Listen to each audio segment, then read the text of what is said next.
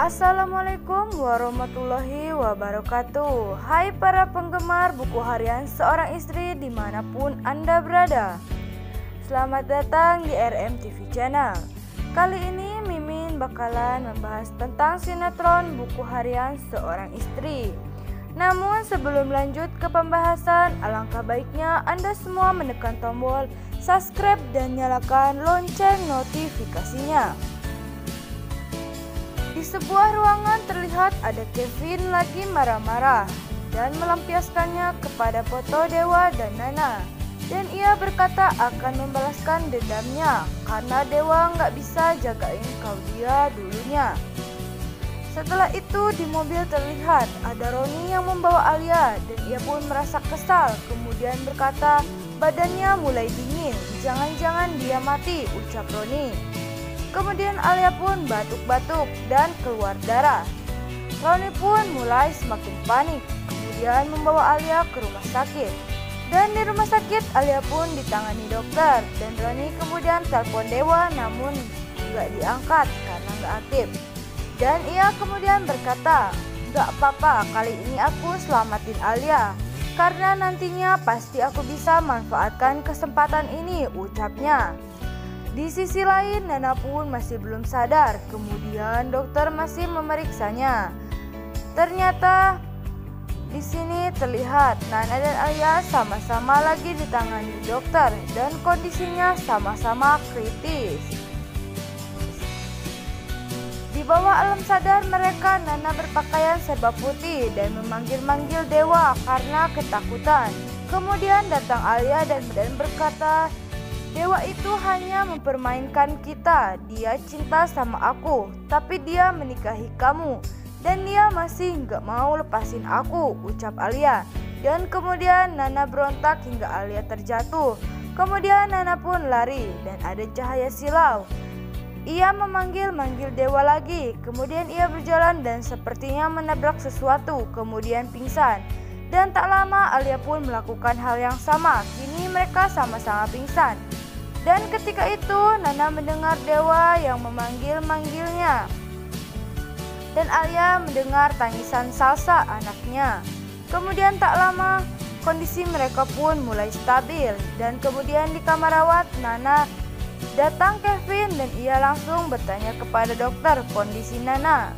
Dan dokter itu berkata Nana mulai stabil dan Kevin malah berkata dalam hatinya, kenapa dia nggak mati aja, biar aku gampang lempar mayatnya ke rumah Buana. Setelah itu dokter pun pergi keluar dan Kevin menyuruh anak buahnya menjaga Nana. Dan kemudian ia pun juga pergi keluar. Setelah itu Kevin menelpon Tony dan ia meminta Tony menunjukkan posisi Pasha dan Dewa.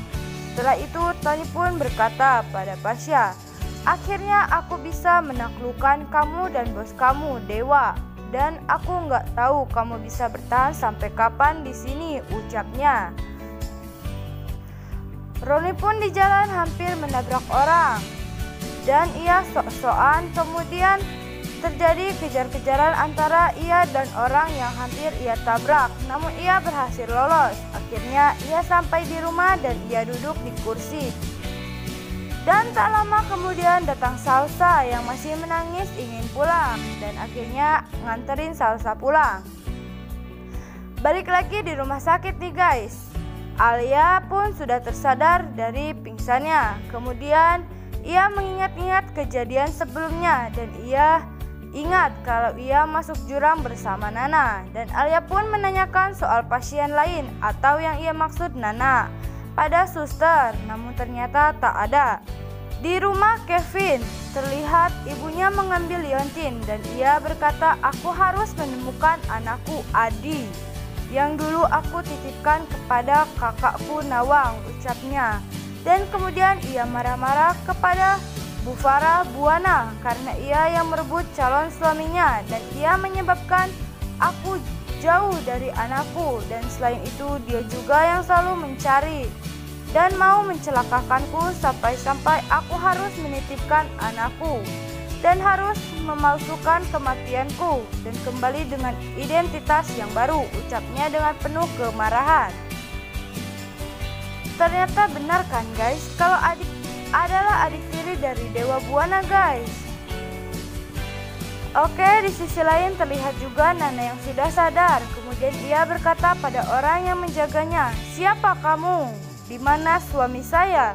Dan ia histeris manggil-manggil dewa. Kemudian dia berontak sampai-sampai menendang penjaga itu hingga jatuh.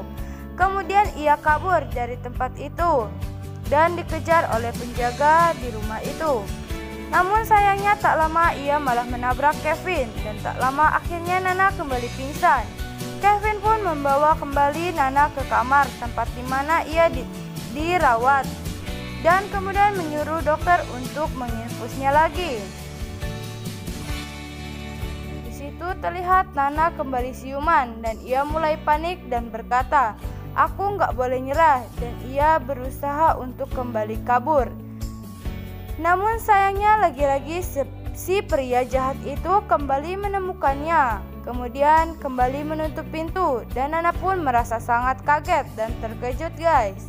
Oke, segitu aja episode buku harian seorang istri kali ini. Jangan lupa tekan tombol like, subscribe, dan nyalakan lonceng notifikasinya. Terima kasih. Wassalamualaikum warahmatullahi wabarakatuh.